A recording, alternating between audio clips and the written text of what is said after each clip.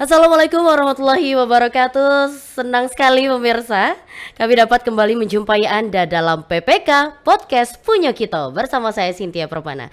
Hari ini spesial, makanya Cynthia juga akan membukanya dengan cara yang spesial, akan memberikan pantun khas dari negeri Jambi. Inilah negeri yang penuh potensi. Bumi sepucuk Jambi 9 lurah. Senang hati Pak Dewas ada di sini. Orangnya berwibawa dan juga gagah. Langsung saja kita sapa narasumber yang hadir di PPK hari ini. Walaupun secara video conference tidak apa-apa, kita sapa. Selamat sore Pak, sehat Pak? Selamat sore, assalamualaikum Mbak Cynthia, salam sehat dari Jakarta. Salam sehat Pak, Bapak sehat? Alhamdulillah Alhamdulillah ya. sehat. Eh, Keinginan Cynthia sebenarnya bertemu Bapak langsung, tapi hanya melalui video conference itu sudah luar biasa Pak. Terima kasih Pak atas kehadirannya Pak. Nah, nih hari ini kita akan membahas sesuatu yang menurut Cynthia bukanlah sesuatu yang asing, tetapi tidak semua orang membahas hal ini. Jadi, tapi padahal ini memiliki apa ya? Memiliki pengaruh yang cukup besar karena ini terkait dengan keberlangsungan media konvensional. Nah, berbicara tentang digitalisasi, Pak. Berbicara tentang digitalisasi yang katanya memudahkan, memberikan kemudahan di berbagai kalangan, lalu memfasilitasi perkembangan teknologi dan informasi, tapi ternyata ada sisi-sisi lain seperti menjadi tantangan khusus bagi media konvensional. Seperti apa Bapak memandang ini terlebih dahulu, Pak? Iya, terima kasih Mbak Cynthia. Ini pertanyaan yang bagus dan sangat aktual hari ini, Hmm. karena dengan adanya era digital ini telah banyak media konvensional yang menjadi korban. Jadi kalau dulu di zaman Orde Baru, media itu dibredel oleh pemerintah pada saat itu, maka hari ini media dibredel oleh keadaan ekonomi media yang tidak mendukung keberlangsungan media konvensional. Jadi beberapa bulan yang lalu ada 1-2 media konvensional yang sudah pamit, tidak bisa melayani pembacanya lagi. Mungkin di bulan-bulan yang akan datang ada lagi yang akan menyusul. Bahkan media konvensional yang berbasis frekuensi atau free to air ini sudah mulai melakukan layoff beberapa karyawannya, karena memang luar biasa penetrasinya, terutama pengaruh dari serbuan digitalisasi multiplatform asing. Nah ini terbukti telah mengancam keberadaan media konvensional. Oleh karena itu kita harus bersiap menghadapi situasi yang seperti ini, Mbak Cynthia. Baik, nah ini pengantar dulu nih dari narasumber kita hari ini untuk membahas tema kita, yakni berkaitan dengan digitalisasi yang disampaikan oleh Pak Dewas tadi, yakni tentang kebijakan pemerintah mendukung ekonomi media di era digitalisasi. Namun sebelumnya kita akan berkenalan dulu, siapa sih narasumber kita? Nah, beliau merupakan Dewas LPP TVRI 2022 hingga 2027. Beliau juga merupakan komisioner KPU Pusat 2013-2016, lalu juga memiliki segudang pengalaman di bidang jurnalistik, pernah ditugaskan sebagai wartawan Istana Kepresidenan pada era Pak Gus Dur, lalu kunjungan presiden ke berbagai negara juga beliau ikuti, lalu bagaimana beliau juga pernah menjadi wartawan, bahkan generasi-generasi awal untuk detik.com, pernah bekerja di kantor berita asing, beliau juga merupakan praktisi media televisi. Inilah dia Pak Danang Sanggabuana untuk membahas kebijakan pemerintah mendukung ekonomi media. Langsung saja, kalau tadi sudah kita ulas sedikit bagaimana digitalisasi ini ternyata mengancam keberlangsungan dari media-media konvensional. Namun sebelum kita beranjak ke hal-hal yang berat itu, izin Pak Dewas, Cynthia penasaran nih, kenapa sih Bapak akhirnya tertarik untuk terjun di dunia jurnalistik dengan pengalaman-pengalaman yang Bapak punya? Silakan Pak. Iya, jadi gini, Mbak Cynthia, Ya. sebetulnya cita-cita saya sebetulnya ingin bekerja di bidang pasar modal. Karena pada waktu itu, waktu ketika saya mau lulus itu pasar modal sedang booming, ya kan. Nah, tapi kemudian cita-cita itu tidak kesampaian. Justru kita bergerak di bidang broadcasting dan penyiaran, karena pada saat saya mahasiswa saya sudah mendirikan majalah di kampus gitu. Jadi waktu saya mahasiswa sudah belajar menulis, belajar membuat tabloid, belajar membuat koran, dan juga belajar membuat majalah, tapi versi mahasiswa. Lalu di tahun itu ternyata profesi inilah yang mendapatkan apresiasi, ya kan, mendapatkan apresiasi. Akhirnya saya memilih profesi ini untuk melanjutkan kehidupan saya sampai sekarang dan menjadi Dewas TVRI. Jadi di bidang jurnalistik, di bidang penyiaran, itu merupakan dunia yang sudah saya jalani beberapa tahun hingga saat ini. Itu kalau cerita sedikit tentang kenapa memilih profesi ini sebagai bagian dari perjalanan hidup saya. Baik. Itu Mbak Sinti. Walaupun awalnya cita-citanya bukan itu ya Pak ya, tapi pasti ketertarikan di dunia menulis itu memang sudah lama ya Pak? Ya, betul. Baik. Nah, Sejak mahasiswa saya sudah mulai menulis, sudah meliput, dan lain sebagainya. dan akhirnya Kira-kira dijadikan itu profesi. yang ini. Ya, Baik. Tadi juga Bapak sampaikan bahwa inilah yang mengantarkan Bapak akhirnya menjadi Dewas, Dewan Pengawas LPP TVRI. Mungkin belum banyak yang tahu Pak, apa sih sebenarnya tugas dari Dewas ini Pak? ya. Jadi begini, Mbak Cynthia, Ya. kalau boleh saya ingin menceritakan sedikit, ada Undang-Undang Nomor 32 Tahun 2002 tentang penyiaran, itu sebagai induknya. Lalu di bawahnya ada PP nomor 11, ada PP nomor 12, ada PP nomor 13 yang sekarang sudah direvisi menjadi PP nomor 4 tahun 2024. Saya sebetulnya pengen cerita soal ini, tapi kan tidak cukup durasinya. Intinya begini, di dalam undang-undang itu lalu turun menjadi PP nomor 13 yang sekarang menjadi PP 4 tahun 2004. Di dalamnya menyebutkan bahwa lembaga penyiaran publik TVRI itu struktur organisasinya terdiri dari Dewan Pengawas, kemudian Dewan Direksi, dan ada struktur di bawahnya. Nah, salah satu tugas dari Dewan Pengawas adalah satu, membuat kebijakan, lalu mengawasinya kebijakan itu, terus menyusun renstra, menyusun rencana kerja anggaran tahunan, dan juga mengawasi pelaksanaan kebijakan. Nah, ini adalah tugas utama Dewas yang harus dijalankan. Nah, setelah itu diproses dan sebagainya, maka Dewas juga diberikan kewenangan untuk mengangkat atau memilih Dewan Direksi, mulai dari Direktur Utama dan direksi-direksi yang lain, seperti Direktur Program dan Berita, Direktur Teknik, Direktur Umum, dan juga Direktur Pengembangan Usaha, termasuk Direktur Umum dan SDM. Nah, ini tugas daripada Dewan Pengawas. Nah, oleh karena itu, tugas ini sebetulnya dianggap berat ya berat, dianggap ringan juga ringan, tetapi kita melihat bahwa tugas ini adalah tugas yang sangat besar tanggung jawabnya. Karena apa? Karena kita memastikan layar kita dipastikan harus mengudara, tentu tidak hanya mengudara, tetapi harus berkualitas dan berdampak kemanfaatan yang pada masyarakat. Siap. Ada nilai kepublikan di sana, seperti itu ya Pak Dewas ya.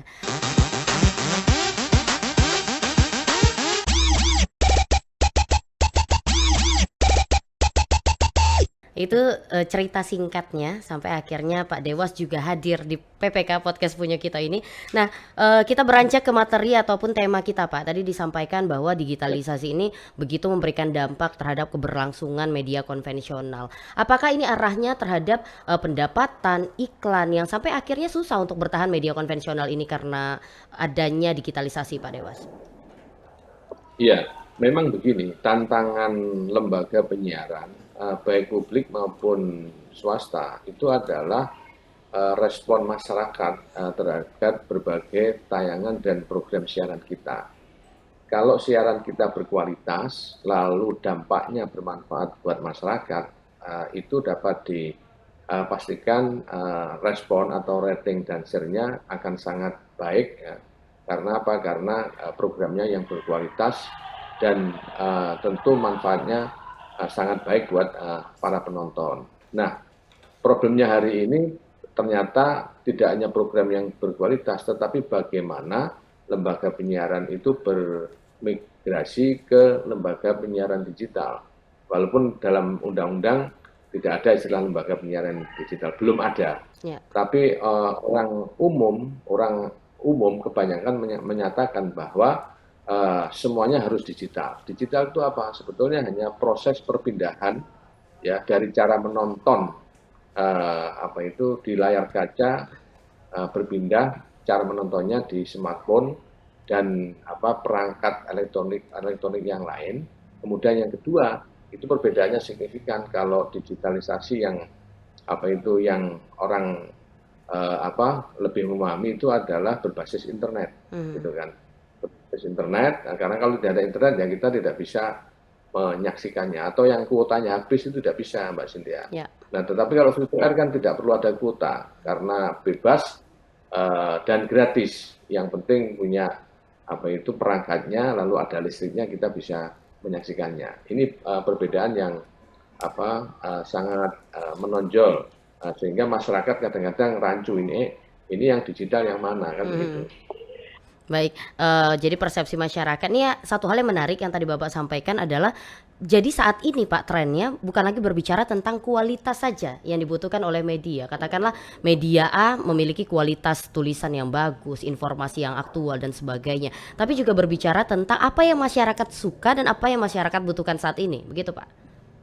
Ya, iya betul. Karena begini, makanya kita ada istilah survei MKK, minat kepentingan dan kenyamanan publik. Dengan survei itu kita memahami dan mengetahui kira-kira masyarakat itu butuh tayangan apa sih, program siaran apa yang diminati, apakah itu hiburan atau pendidikan atau ilmu pengetahuan yang lain yang mereka butuhkan. Nah ini yang harus kita survei, harus kita pastikan sehingga tayangan kita akan sangat bermutu, unggul dan berkualitas karena memang berdasarkan apa minat dan kepentingan penonton. Itu Bu, Mbak Cynthia kira-kira. Ya, itulah mungkin yang Bapak maksud dengan migrasi tadi ya Pak ya, harus tetap mengikuti perkembangan zaman dan sebagainya. Nah, kita beralih ke tema juga tadi yang disampaikan bahwa kita hari ini membahas tentang kebijakan pemerintah mendukung ekonomi media. Sebenarnya menurut pandangan Bapak, ekonomi media itu seperti apa sih Pak? Jadi gini, media itu sebuah ekosistem ya. Ekosistem itu berarti antara satu dengan yang lain itu harus saling support dan saling mendukung. Nah, sehingga ekonomi media ini memang harus diatur oleh pemerintah dengan memberikan regulasi-regulasi yang kuat, baik menjamin pertumbuhan industri ekonomi media, juga menjamin kualitas siaran dari media yang bersangkutan. Artinya apa?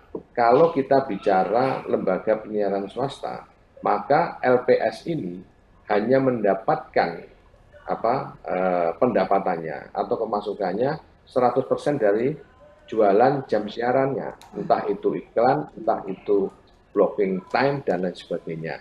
Nah, itu satu-satunya pendapatan mereka. Yang lainnya sih boleh, tapi kan itu tidak berkaitan dengan penyiaran. Misalkan ada lembaga penyiaran swasta yang mencoba menguatkan kelembagaannya untuk menjadi event organizer dan lain sebagainya.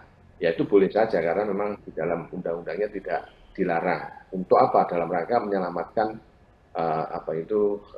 keberlangsungan perusahaan yang dimaksud. Nah, tapi dalam konteks ini, kenapa kita harus meminta perlindungan, harus meminta pengayoman dari pemerintah karena saingan kita itu bukan sesama lokal, tetapi multi platform global. Bayangkan saja lembaga-lembaga itu dengan mudahnya mengambil iklan dari masyarakat Indonesia untuk dibawa ke luar negeri dengan membayar pajak yang sangat murah, karena mereka tidak perlu mendapatkan izin awalnya ya. Tidak mendapatkan izin untuk mengambil iklan di Indonesia. Nah, sekarang sih pemerintah sudah mulai memberlakukan itu perizinan itu, sehingga pemerintah akan mendapatkan pendapatannya dari pajak, tetapi itu kita rasa sangat minim. Nah, bagaimana supaya ini bisa dirasakan lebih bermanfaat buat masyarakat dan pelaku bisnis di bidang media, maka pemerintah harus memberikan kekuatan regulasi di mana ada pembagian share dari media lokal kita itu dengan multi-platform global. Hal ini sudah dilakukan di Australia. Jadi Australia itu sudah menikmati bagi hasil dari multi-platform ini, sementara Indonesia masih belum. Tapi ini masih proses ya, kita tunggu saja nanti pemerintah baru nanti seperti apa peraturan yang akan dikeluarkan. Walaupun ini sudah ada peraturan baru tentang publisher right, itu yang mengatur pembagian kue, ya bahasanya gitu, mengatur pembagian kue iklan milik media nasional dengan multi platform yang memang mereka merajai di dunia ini. Baik, lalu apakah menurut Bapak, kita tidak tahu apakah nanti ini akan berjalan atau tidak, tapi apakah menurut Bapak intervensi dari pemerintah ini benar-benar bisa berjalan dan akan berdampak terhadap apa-apa yang kita harapkan seperti itu, Pak? Ya, harapan kita akan berdampak positif bagi keberlangsungan ekonomi media. Artinya media kita tumbuh dan berkualitas dengan regulasi yang memang memberikan fairness, memberikan keadilan kepada media nasional, dan juga memberikan porsi yang cukup signifikan dengan peraturan itu, sehingga platform asing dan global ini tidak seperti sekarang mengambil kue iklan dari media nasional. Nah, ini nanti peraturan ini harusnya ada pembagian. Entah sekian persennya itu kan menjadi domain pemerintah. Tetapi ini penting karena kalau tidak ya kita akan tidak bisa menikmati iklan yang harusnya kita dapat dinikmati oleh multi platform asing tadi. Lalu apakah Pak, ketika ini berjalan, katakanlah ada regulasi yang telah diterbitkan oleh pemerintah agar terciptanya hal-hal yang memang kita harapkan bersama, media-media bisa hidup seperti itu dengan keadilan yang merata, lalu apakah ini nantinya akan berpengaruh dengan produk penyiaran atau produk jurnalistik yang mereka produksi atau mereka keluarkan, Pak? Ya, saya kira akan sangat berpengaruh secara signifikan ya, di mana kan iklan sekarang tergerus beralih ke multiplatform, ya kan. Kemudian juga termasuk iklan di media konvensional itu juga sudah mulai beralih ke multiplatform. Nah, dengan peraturan itu, ini akan menunjukkan bahwa pemerintah melindungi para pengusaha di bidang media ya, baik itu media yang berbasis digital maupun media yang masih konvensional. Jadi ini sangat penting ya untuk melindungi kepentingan perusahaan pers dan juga memastikan bahwa jurnalisme kita tetap berkualitas, bahkan semakin berkualitas dengan peraturan-peraturan yang nantinya mungkin akan dikeluarkan oleh pemerintah. Karena ini penting, bahkan sebetulnya wacana yang menarik itu revisi Undang-Undang Penyiaran kita, Mbak Cynthia, karena sejak tahun 2002 sampai sekarang itu kan sudah 22 tahun. Itu Undang-Undang Penyiaran kita baru direvisi pada saat Cipta Kerja. Tapi itu kan belum, menurut publik, belum cukup untuk memberikan perlindungan dan jaminan pertumbuhan kepada media nasional. Perlu ada undang-undang baru yang memberikan kekuatan terhadap pertumbuhan dan jurnalisme yang lebih berkualitas.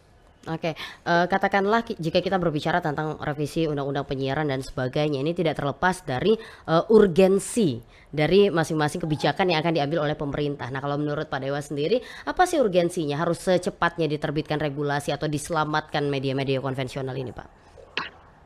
Ya, karena sudah bleeding, Mbak. Jadi media konvensional sudah berdarah-darah, sudah melakukan layoff secara masif terhadap para pegawainya.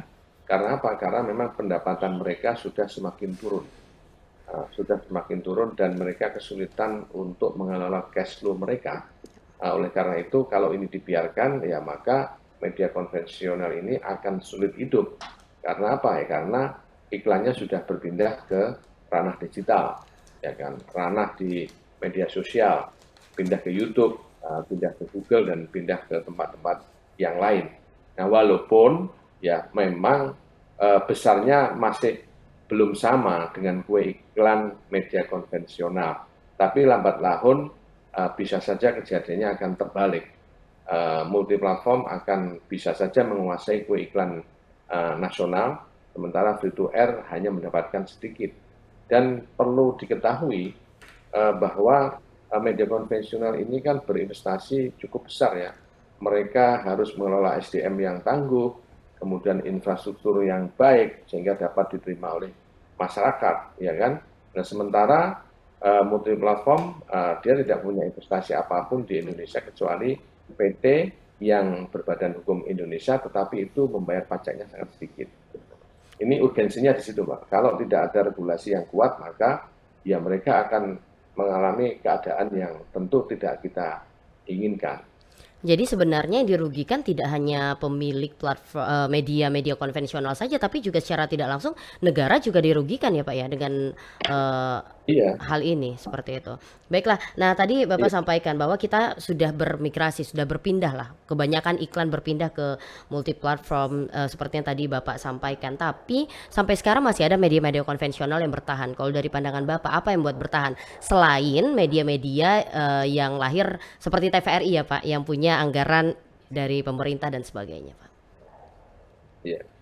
Kalau bicara TVRI, ya TVRI ini kan lembaga penyiaran publik dibiayai oleh negara. Ya, Jadi kita ini lembaga penyiaran publik yang eh, orientasinya bukan ekonomi, orientasinya adalah pada penyebaran informasi yang berkualitas, kemudian menyebarkan informasi pendidikan, hiburan, dan menyampaikan informasi-informasi positif dari manapun. Nah, beda dengan lembaga penyiaran swasta. Mereka ini kan sumber pendapatannya hanya dari iklan. Bagaimana kalau iklannya itu tergerus ke multi platform dan ini tentu trennya akan terus meningkat. Maka mereka akan kesulitan untuk menumbuhkan dan membuat program yang berkualitas. Kita tahu broadcast itu kan identik dengan biaya yang mahal. Nah, jadi mahal karena apa ya? Karena memang alatnya mahal, kemudian talent-talentnya juga mahal. Beda dengan media sosial, orang cukup membuat akun, dia sudah bisa menjadi pemimpin redaksi, sudah bisa membangun akunnya seperti media, walaupun persyaratannya sesungguhnya cukup ketat ya. Tapi faktanya hari ini kan ribuan media sosial atau media online yang mendefinisikan dirinya itu sebagai media, padahal mereka tidak memenuhi syarat sebagai itu yang disebut lembaga penyiaran atau media massa. Karena apa? Karena memang ya SDM-nya sangat terbatas, SDM sangat rendah dan mungkin tidak memiliki modal yang memadai. Bagaimana kita bisa menciptakan jurnalisme yang kualitas, tetapi tidak ada investasi misalkan, tidak ada modal yang cukup. Sementara hari ini mereka, terutama lembaga penyiaran konvensional itu dalam kondisi yang agak menjerit sebetulnya ya. Tapi ya bagaimanapun mereka harus melakukan berbagai terobosan ekonomi, bisa subsidi silang. Nah, Mbak Cynthia, kita tahu belakangan ini kan banyak media yang kemudian menjadi grup karena sangat sulit lembaga penyiaran itu hidup sendiri tanpa melakukan ya semacam merger lah, melakukan penggabungan sesama media atau penggabungan dengan lembaga bisnis yang lain. Itu kayaknya susah gitu. Tapi kalau mereka mampu melakukan merger dengan lembaga penyiaran yang sama atau yang sejenisnya, atau dia merger dengan lembaga bisnis yang lain, itu relatif lebih selamat dari disrupsi seperti saat ini. Jadi kalau yang Bapak lihat seperti itu, jika industri media ini merger dengan core bisnis lain akan lebih aman seperti itu ya Pak? Iya betul, karena di situ nanti akan ada subsidi silang di antara revenue yang mereka dapatkan gitu loh. Karena tren kue iklan televisi atau media nasional itu hari-hari ini cenderung menurun. Tetapi tren kue iklan di media digital itu cenderung meningkat. Walaupun ini belum menandingi kue iklan dari free to air. Tapi lama-lama bisa saja ini akan kebalik keadaannya. Iklan yang berbasis di media digital itu lebih dominan daripada iklan yang berbasis media konvensional.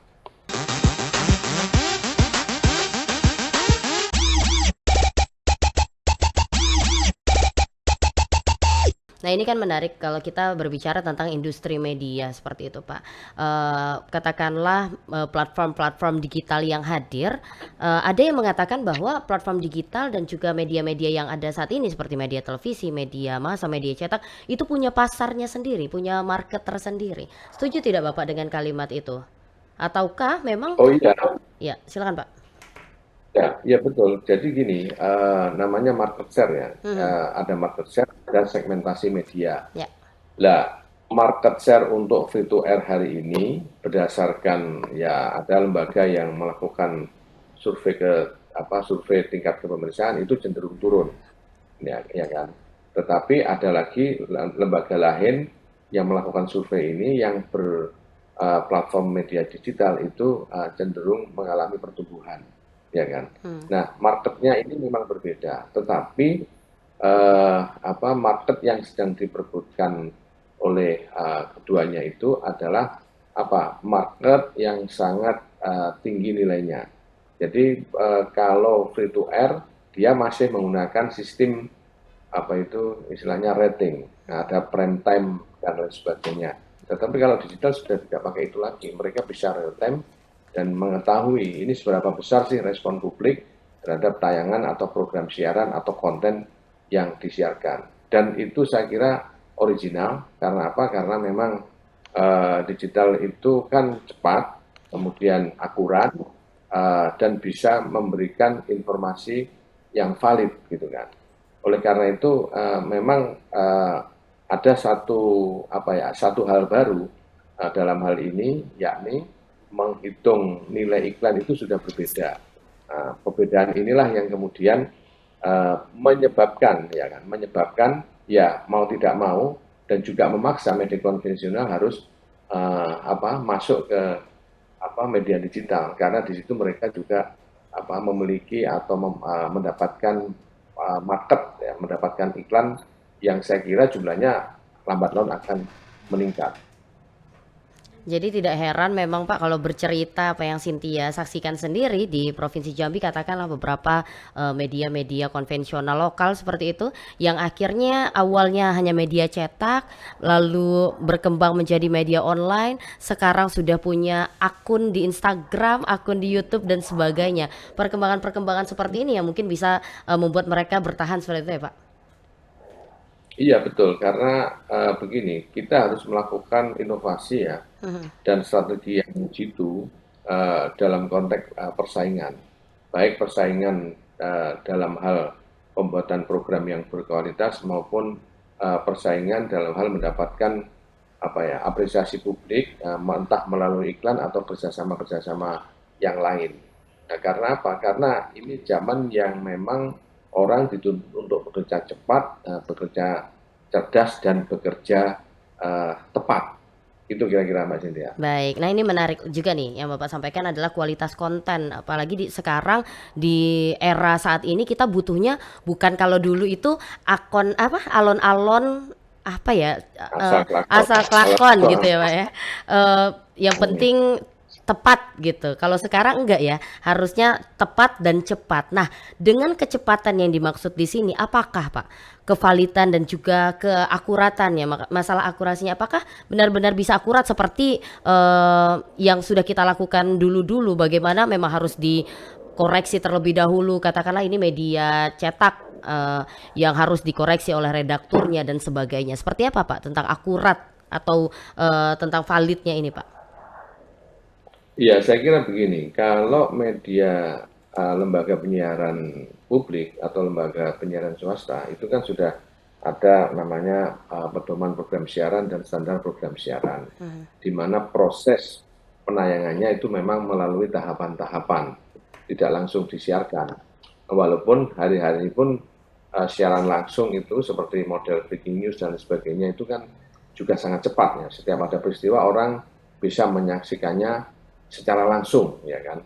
Dan itu sangat akurat, karena apa? Karena kita bicara gambar. Kalau gambar yang kita tonton, hampir 100% orang percaya. Tetapi kalau kita membaca atau teks, lah itu menurut saya perlu konfirmasi untuk menyatakan ini valid atau tidak. Karena itu produk jurnalistis yang diolah terlebih dahulu oleh redakturnya. Tetapi kalau program siaran TV yang live itu sudah tidak diolah lagi, ya masyarakat bisa langsung menyaksikan secara cepat dan hari itu juga di waktu dan jam yang sama. Contoh misalkan nanti pada tanggal 20 Oktober 2024 ini ada presiden terpilih akan dilantik. Itu pasti lembaga penyiaran publik atau lembaga penyiaran swasta, bahkan media konvensional lainnya akan berlomba-lomba menyiarkannya secara langsung. Karena apa? Karena masyarakat ingin mengetahui prosesi pelantikan presiden terpilih 5 tahunan ini, gitu kan. Kalau tidak seperti itu, maka lembaga penyiaran yang dimaksud akan ditinggalkan pemirsa dan tidak ada yang nonton. Jadi ya cepat, ya harus akurat gitu. Apakah bisa? Bisa. Hari ini misalkan TVRI ketika dia membuat program siaran yang sifatnya langsung, saya kira itu juga cepat dan saya kira akurat. Bukan saya kira, saya pastikan akurat karena teman-teman sudah dibekali dengan berbagai ilmu tentang bagaimana yang boleh dan tidak boleh siaran itu ditayangkan di televisi. Kalau ini teman-teman sih sudah cukup literate ya, cukup menguasai lah, cukup memahami sehingga kita tidak pernah khawatir bahwa cepat akurat itu menjadi hal yang sulit. Justru hari ini cepat dan akurat menjadi hal yang mudah adanya keterbaruan teknologi. Itu Mbak Cynthia. Iya, nah itu bukankah menjadi keuntungan bagi kita di televisi karena audio dan visual, tapi bagaimana dengan media-media yang hanya mengandalkan tulisan saja, katakanlah media-media online, Pak? Bagaimana tentang akurat ataupun validnya berita-berita yang cepat, real time yang tadi Bapak sampaikan? Iya, memang jumlah media online kita ini ribuan ya, puluhan ribu di seluruh Indonesia. Tetapi yang terverifikasi oleh Dewan Pers itu masih tidak terlalu banyak. Ya paling tidak memang kita harus memastikan bahwa media online yang dimaksud itu terverifikasi oleh Dewan Pers. Dengan begitu minimal di dalamnya itu ada profesi jurnalis yang sudah mengikuti uji kompetensi wartawan. Di situ ada tingkatan itu ya. Ini kan kita bicara tentang akurat. Ada muda, UKW muda, kemudian madya, dan pratama kalau nggak salah ya. Nah, jika lembaga media online yang sudah memiliki itu, saya kira kita boleh meyakini produk-produk jurnalistik mereka adalah akurat. Tetapi yang lain, ya ini belum tentu. Harus diverifikasi terlebih dahulu apakah ini akurat atau tidak. Karena banyak sekali ya media online abal-abal lah. Ya. Media online abal-abal itu antara lain ya reporter, redaktur, sama pemretnya itu dirangkap jadi satu. Nah, kemudian yang kedua dia tidak memiliki badan hukum atau surat izin ya, badan hukum lah ya. Paling gampang tidak memiliki badan hukum media, sehingga ya kita anggap itu abal-abal gitu dan tidak terverifikasi oleh Dewan Pers. Jadi sudah kita pastikan bahwa kalaupun pemerintah akhirnya menerbitkan regulasi ataupun kebijakan-kebijakan, ini adalah untuk menaungi media-media yang sudah memiliki legalitas yang resmi seperti itu ya Pak ya, tidak termasuk dengan media-media yang abal-abal yang tadi kita katakan. Iya. Dan media yang abal-abal itu sebetulnya kalau dia mau meningkatkan SDM ya, artinya dia mau berubah, saya kira ada peluangnya dan saya yakin Dewan Pers juga bisa menerima dengan memenuhi syarat-syarat dan ketentuan yang berlaku. Misalkan harus punya kantor, kemudian harus punya alat perangkat kerja, harus punya badan hukum, harus punya SDM yang memadai yang sesuai dengan aturan main di Dewan Pers. Saya kira itu mereka bisa memanfaatkan itu. Tapi memang sih kebanyakan yang masih belum terverifikasi itu umumnya ya dia mungkin tidak memiliki kemampuan sehingga mereka merangkaplah jadi reporter, redaktur sampai menjadi pemimpin redaksi. Benar, jadi hanya satu orang tapi bisa melakukan semua hal ya Pak. Iya. Baiklah, nih berbicara lagi tentang digitalisasi, tentang media-media yang ada gitu Pak.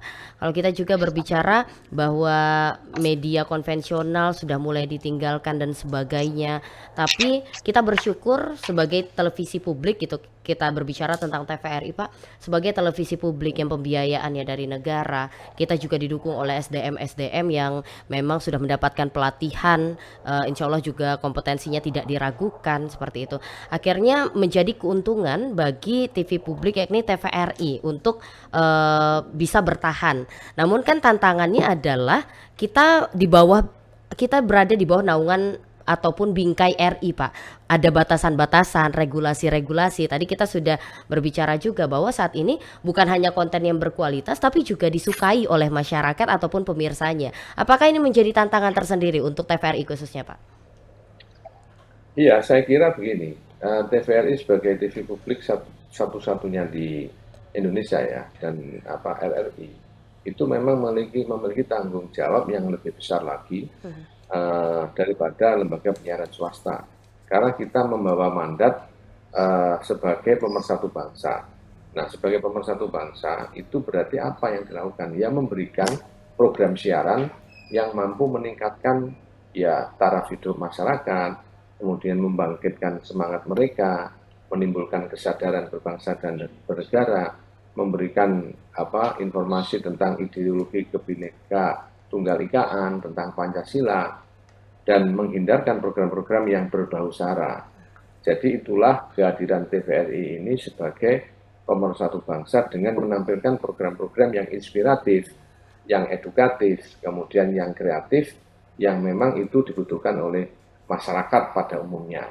Ini tugas yang memang harus diemban oleh TVRI karena secara anggaran itu sudah diberikan pemerintah ya melalui APBN kita, di mana tiap tahun itu kan juga selalu ada anggaran-anggaran yang sudah disiapkan. Nah, dengan anggaran itu tantangan kita melayani publik bukan sebagai market, tapi publik atau masyarakat sebagai warga negara.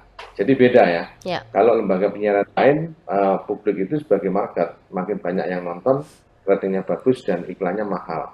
Kalau TVRI lebih bicara kepada kualitas program siaran.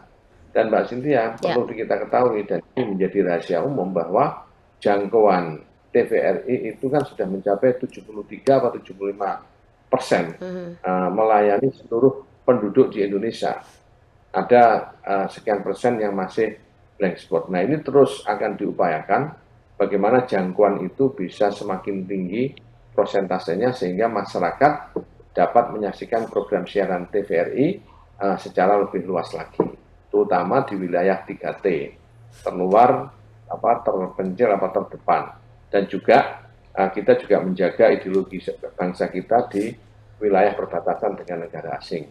Karena luberan siaran negara tetangga itu rupa-rupanya masuk juga di wilayah perbatasan NKRI. Oleh karena itu kita harus menguatkan kemampuan transmisi di sana sehingga masyarakat tidak hanya menonton TV asing tetapi juga menonton TVRI dan juga TV yang lain sebagai bagian dari penguatan ideologi bangsa. Baik, jadi ini merupakan sebagai tantangan tapi juga ada keuntungan sebagai TV publik ya Pak ya, karena tidak harus memikirkan iklan rate dan sebagainya. Nah, kalau berbicara tadi tentang regulasi Pak, kebijakan pemerintah atau peran pemerintah untuk mendukung ekonomi media ini, apakah ada pembedanya Pak yang nantinya harusnya didapatkan oleh media-media swasta dengan media-media pemerintah seperti TVRI dan RRI Pak?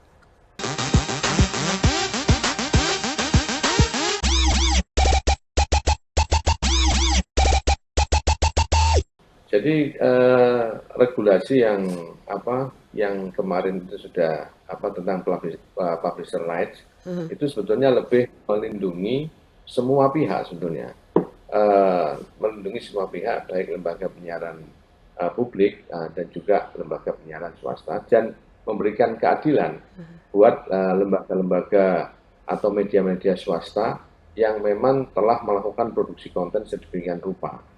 Nah, jadi memberikan perlindungan, memberikan keadilan melalui apa? Melalui pembagian profit sharing dari multi platform global kepada mereka. Karena mereka kan yang memproduksi konten. Lalu kenapa yang menikmati justru multi platform global tadi?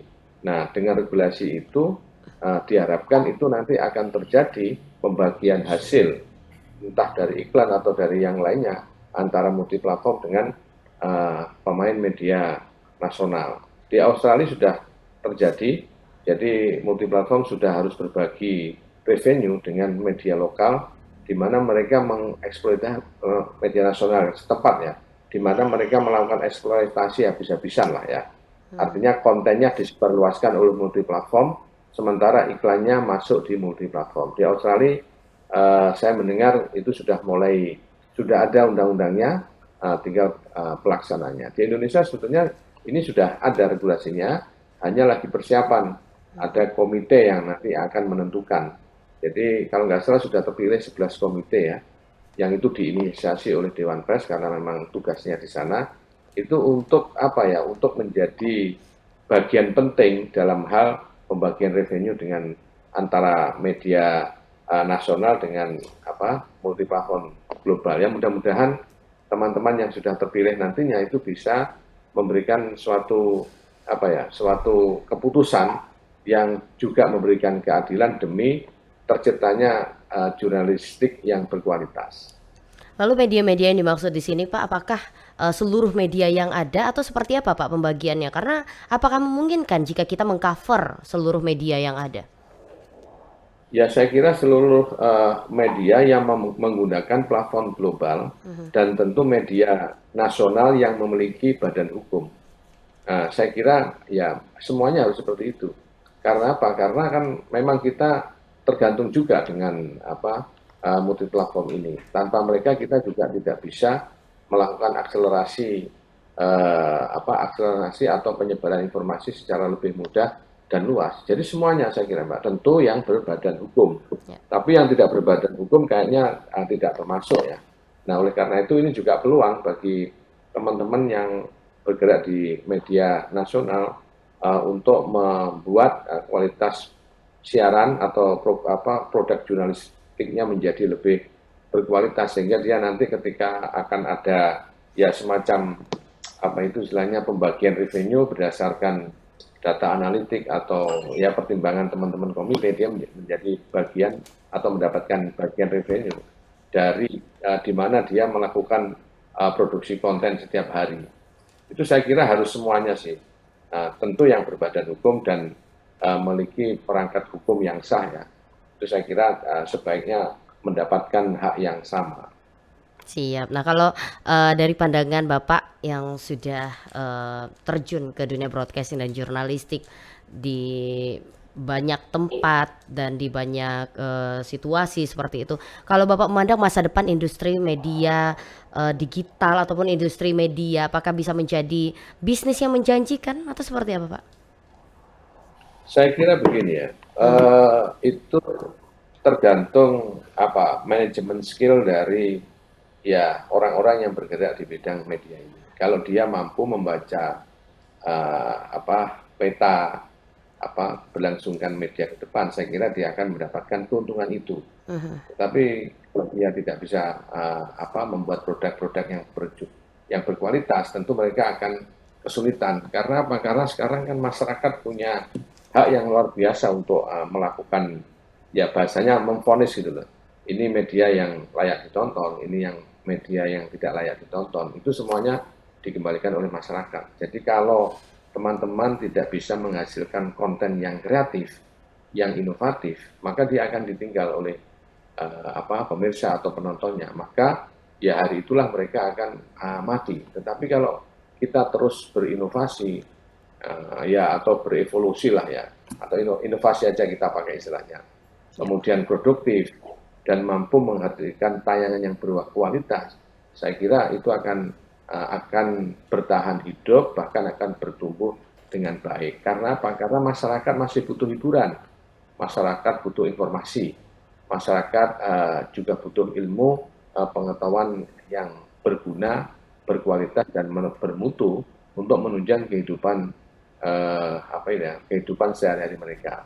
Misalkan begini, kita pagi hari misalkan memulai bekerja, pasti kita akan mencari informasi-informasi yang berkaitan dengan kebutuhan kita hari itu di Ya. pagi hari. Nanti siang hari juga sama, kita akan mendapatkan informasi. Nah, dengan mendapatkan informasi itu, berarti informasi ini kan ada yang menyediakan. Nah, lembaga yang menyediakan informasi yang baik lalu itu dikonsumsi oleh masyarakat, maka lembaga-lembaga ini yang akan hidup terus dan bertumbuh subur. Tetapi kalau informasi-informasi atau konten yang kita hadirkan itu tidak diminati, maka ya dia akan semakin ditinggalkan penggemarnya, pemirsanya atau penontonnya. Jadi kuncinya ini harus kreatif dan memiliki strategi yang jitu untuk memenangkan persaingan dalam bisnis di bidang media hari ini. Nah, ini menarik lagi nih Pak. Kalau tadi Bapak sampaikan bahwa harus kontennya berkualitas, harus kontennya menarik biar tidak ditinggalkan oleh penontonnya, pembacanya, dan penikmat media itu. Lalu ada kalimat yang dari dulu Cynthia selalu dengar gitu bahwa bad news is good news. Nah, pada akhirnya berita-berita yang tidak baik ini dianggap menjadi berita yang baik untuk teman-teman media karena berpengaruh sama rate ataupun penonton ataupun pembacanya. Seperti apa Pak memandang ini Pak? Jadi bad news, good news ini sebetulnya kalau dalam konteks ini, dalam konteks sekarang itu sudah mulai ketinggalan zaman. Ya. Sekarang itu sudah bergeser, yang penting viral, gitu Baik. kan? Yang viral. Nah, viral ini kan ada viral yang positif, muatannya, ada viral yang mungkin negatif, ya kan? Tetapi sama-sama viralnya, gitu kan? Misalkan yang positif seperti apa? Ya tentang hal-hal yang unik, yang lucu, dan memiliki value yang tinggi. Itu viral yang positif itu. Tapi juga ada viral yang negatif, misalkan hal-hal yang memang tidak layak untuk dikonsumsi oleh masyarakat. Tetapi itu viral, misalkan kekerasan itu bisa jadi viral itu. Karena apa? Karena di media sosial itu tidak ada aturan yang lebih rigid dibanding di media penyiaran. Nah, oleh karena itu saya kira kita ditantang untuk menciptakan viral yang positif, ya kan? Banyak sebetulnya, contohnya banyak gitu kan. Viral yang positif itu contohnya banyak. Nah, dengan begitu kita akan mendapatkan perhatian dari publik, ya kan? Mendapatkan perhatian dari publik itu apa? Ya mereka bisa mensubscribe kita, bisa meng-like kita, kemudian meng-share konten yang kita buat. Dan saya kira buktinya banyak. Viral-viral yang positif itu yang ternyata memiliki dampak keekonomian yang baik pula. Nah, kita memilih yang itu. Viral yang negatif yang kita hindari. Walaupun itu akan ditonton, nah namanya viral berarti kan sudah ditonton oleh banyak orang, ya kita tidak memilih itu sebagai lembaga penyiaran publik yang juga sedang memproduksi atau menguatkan konten media baru. Itu Mbak Cynthia. Siap, yang penting viral ya Pak sekarang. Apalagi banyak netizen ataupun penonton yang bahkan bergantung dan berlindung di bawah media gitu Pak. Karena kalau nggak viral, nggak diusut dan sebagainya. Ini fenomena menarik ya Pak Dewas ya. Nah, berbicara kembali tentang TVRI sebagai TV publik Pak. Kalau menurut Bapak sebagai Dewan Pengawas LPP TVRI, apa sih Pak yang harus diperbaiki, harus dibenahi, harus diperhatikan Ya. dari LPP TVRI? Silakan Pak. Ya, ini pertanyaan yang menarik. Jadi begini, apa yang harus dibenahi TVRI? Mungkin pertama, TVRI harus terus-menerus meningkatkan kualitas program siarannya dengan menghadirkan konten yang lebih bervariasi, kemudian edukatif dan sesuai dengan kebutuhan masyarakat. Yang pertama, dalam hal konten. Yang kedua, dalam hal teknologi, kita harus memanfaatkan teknologi digital yang terbarukan. Seperti apa? Ya banyak pilihannya. Misalkan memilih teknologi yang sangat mudah untuk memberikan akses kepada masyarakat terkait informasi-informasi yang kita dapatkan. Jadi adaptif terhadap perkembangan teknologi digital. Kemudian yang ketiga, meningkatkan kualitas dan kapasitas sumber daya sumber daya manusia kita yang lebih digital, talenta digital istilahnya. Jadi kita terus mendorong agar teman-teman ini memiliki SDM digital. Apa itu SDM digital? Pertama, pekerjaannya cepat. Kedua, pekerjaannya inovatif. Ketiga, hasilnya itu dibutuhkan oleh masyarakat. Nah, saya kira 3 hal utama ini yang harus didapatkan oleh TVRI, ya kan? Agar terus bertahan di tengah persaingan yang luar biasa ini dan juga mampu memberikan pelayanan yang baik kepada masyarakat di segala lini, segala lapisan dan juga segala golongan. Jadi pertama, konten yang berkualitas. Dua, teknologi yang terbarukan, yang adaptif dengan perkembangan digitalisasi. Yang ketiga adalah SDM. Yang keempat tentu kita harus memastikan ketersediaan anggaran. Jadi konten ini akan semakin berkualitas jika anggarannya memang memadai atau memenuhi syarat. Karena apapun butuh biaya. Nah, anggaran ini penting untuk dikelola secara profesional sehingga antara perencanaan dan implementasinya yang mendukung terhadap core bisnis yakni konten kita itu bisa tercapai dengan maksimal. Jadi saya kira ada 4 lah, walaupun sebetulnya banyak, tapi 4 ini yang harus kita menjadi hal yang prioritas itu, Mbak. Baik, terakhir Pak, pertanyaan terakhir di podcast Punya Kita hari ini, apa nih Pak pesan-pesan Bapak untuk pelaku industri media agar tetap bisa bertahan dan tetap menyajikan konten yang berkualitas? Silahkan Pak. Ya, yang pertama tentu teman-teman yang bergerak di bidang media ini harus memiliki strategi yang jitu. Nah, strategi yang jitu itu berarti mereka harus memiliki kemampuan membaca peluang-peluang dan juga tantangan-tantangan dan juga bisa menyelesaikan hambatan-hambatan yang terjadi. Kemudian yang kedua, kita harus adaptif terhadap teknologi. Karena teknologi dari hari ke hari, dari tahun ke tahun, itu mengalami perkembangan yang cukup signifikan. Nah, yang ketiga ya kita harus bisa mengelola berbagai peluang-peluang yang ada di tengah masyarakat.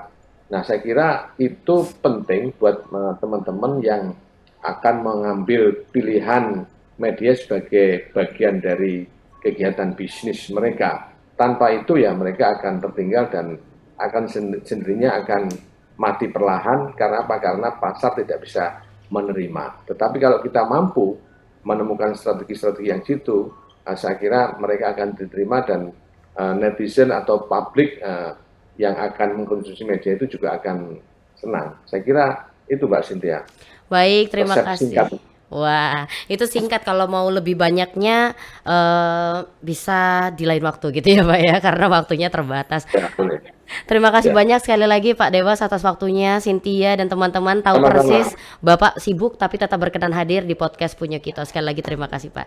Dan pemirsa, demikianlah PPK edisi hari ini podcast Punya Kita. Seperti disampaikan oleh Pak Dewas tadi bahwa digitalisasi sebenarnya bukanlah hambatan tapi merupakan tantangan. Digitalisasi tidak mematikan media konvensional, tapi waktunya media konvensional untuk bermigrasi, beralih dan lebih berinovasi dan juga dapat menyusun strategi. Wassalamualaikum warahmatullahi wabarakatuh. Bye.